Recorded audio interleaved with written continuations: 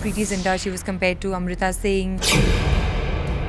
Sonakshi, she's compared to Reena Roy. Ellie आई है तो उसको कभी बोलते हैं मेरी तरह लगती है, but I think she should be called Katrina and not me.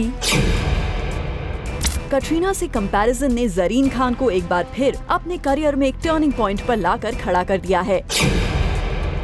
Recently print media में आई वो न्यूज आप तक ये अपडेट तो पहुंचा ही चुकी है कि कटरीना से लगातार कंपैरिजन ने ज़रीन से छीन रखा है बॉलीवुड में अच्छा काम।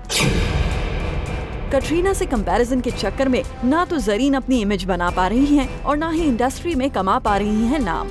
हर एक जन को अपना चांस देना चाहिए, मौका देना चाहिए कि क्योंकि वो अपनी आइडेंटिटी यहाँ पे बना सके,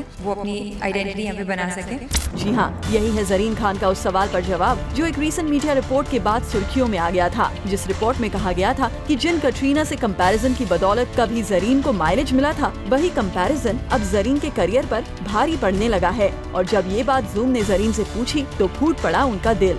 पेपर में जो खबरें पड़ी थी उसमें आपके कोट्स भी थे कि कटरीना के साथ कंपैरिजन करके आप थक चुकी हैं। ये भी था कि कहीं ना कहीं जो आपको फिल्में नहीं मिल रही हैं इस कंपैरिजन की वजह से डायरेक्टर प्रोड्यूसर्स नहीं बुला रहे हैं, क्या एग्जैक्टली था क्या?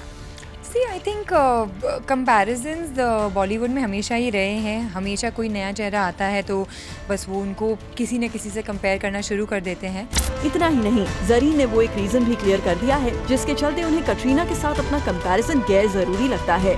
कटरीना और मैं almost like you know same time पे, I mean she is much senior to me, I mean work wise. So I think यहाँ पे comparisons are not going to work because you know we still, both of us are still working. ऐसे नहीं कि one is an older generation and one is a newer generation. So I think that is it. And if I was not a part of this industry, I would have loved to be compared to Katrina Kaif. I mean, I have a girl crush on her. But I think being in this industry, I think I should be given my fair chance.